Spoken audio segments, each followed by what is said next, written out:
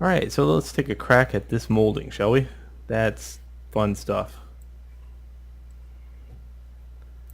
Okay, so we're going to first start out with a cube, just like always. I'm going to start by looking at this cube this way though, not uh, horizontal. Like I've been building all my other pieces horizontal.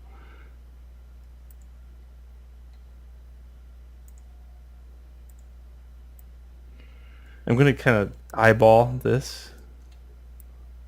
So about right there. And again, I start out with what? That braced square. Incidentally, if you're making a column or Romanesque column, you wouldn't do this braced square part, and it works out just the same way.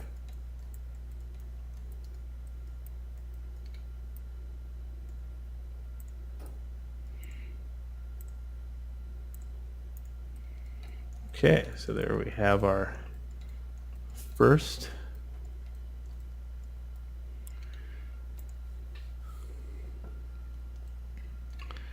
And now you can see we'll start at this bottom and work our way up. Let's work on just a crack. Cracks are really easy. We'll start out right here because it already has an edge loop in the area. So we'll insert an edge loop here and insert an edge loop here and then go like that. And also we're going to insert an edge loop here and here. So now you can see that I got that bevel. Alright, next let's go to the top part and then insert an edge loop here. And then here. And then here. And then we'll bevel that one. Again, just triple click that and move it in. What about something really fancy? Well, again, it's pretty much the same thing over and over again. Edit mesh, insert edge loop. We're going to insert an edge loop a little bit further this time. And then two closer ones. One more. So you just got to keep looking at where things change. And in this case, I'm going to insert an edge loop here and then bloat it out. And this one I'll put in. Okay, as we do this over and over again, you'll notice that the next level of subdivide gives us that cool molding.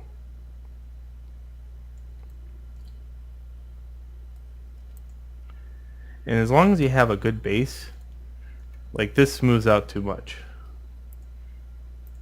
So I would probably insert an edge loop here. Oops.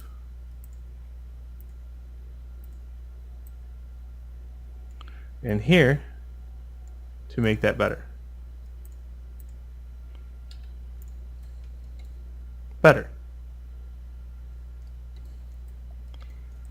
Alright, so that's the big secret about square molding. It's not that hard. It's pretty easy actually. And you can have a lot of fun with it.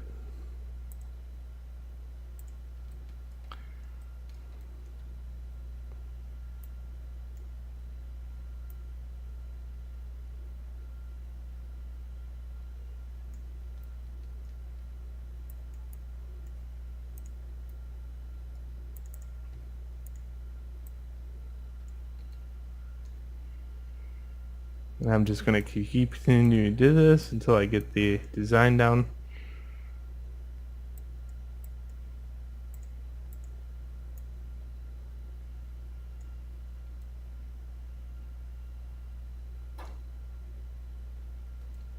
And I'm kind of ad-libbing a little bit too. I mean, it's got to the point where, you know, I want to have a little bit of fun with this.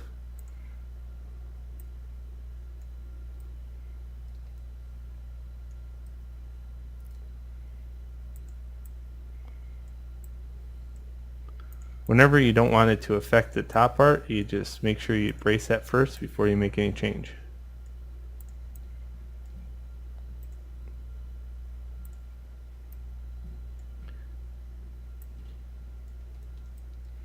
Then brace the heck out of the areas that you don't want to be affected. And always test out. 3 on the keyboard. There we go. I think I'll insert one more cool little divot at the top. Oh, and it looks like I already planned for that. So, did it? Go with that.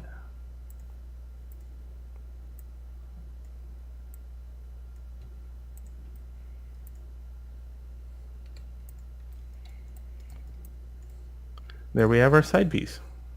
Easy as that.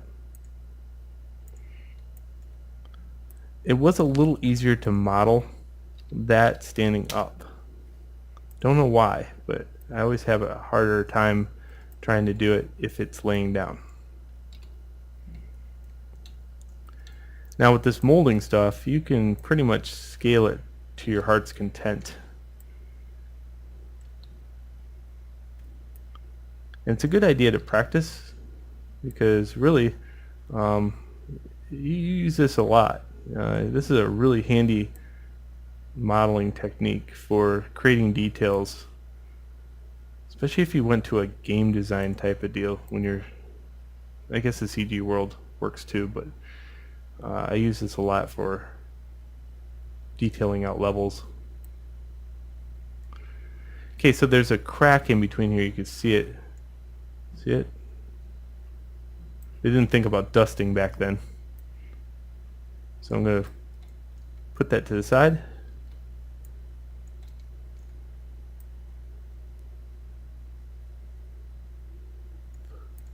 And that's, I wonder why, you never see a TV built like this anymore. It's because I wonder if just the coalition of people that dust got together and they're like, you know what? This is it. I can't take it anymore. This is a stupid design. Breaking out the Q-tips, not a good option. We're going to go with flat.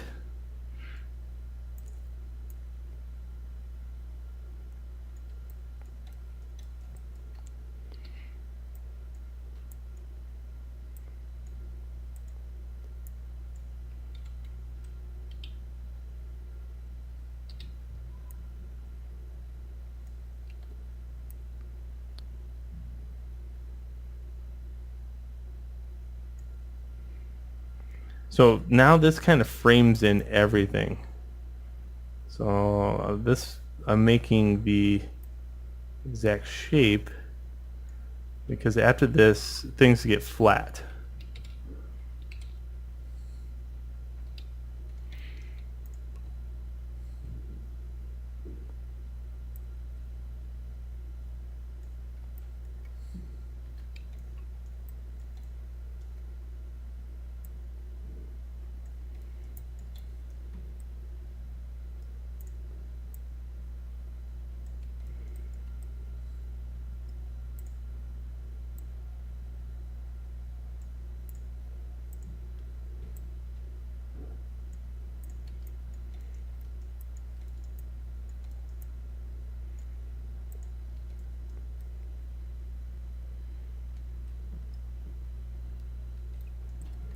And I think those side pieces actually do continue on to the sides. So we're gonna go like that a little bit.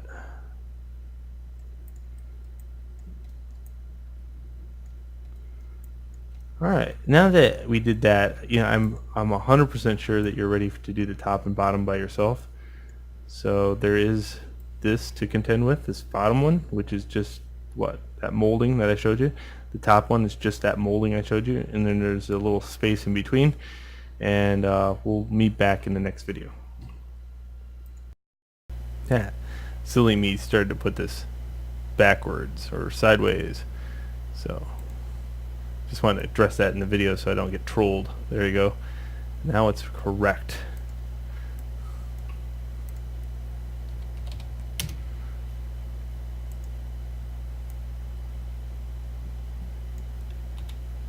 Not advertising for my channel really does help take down the trolls because the trolls can't find it. But once in a while you get one of those weirdos on there. There you go. For you.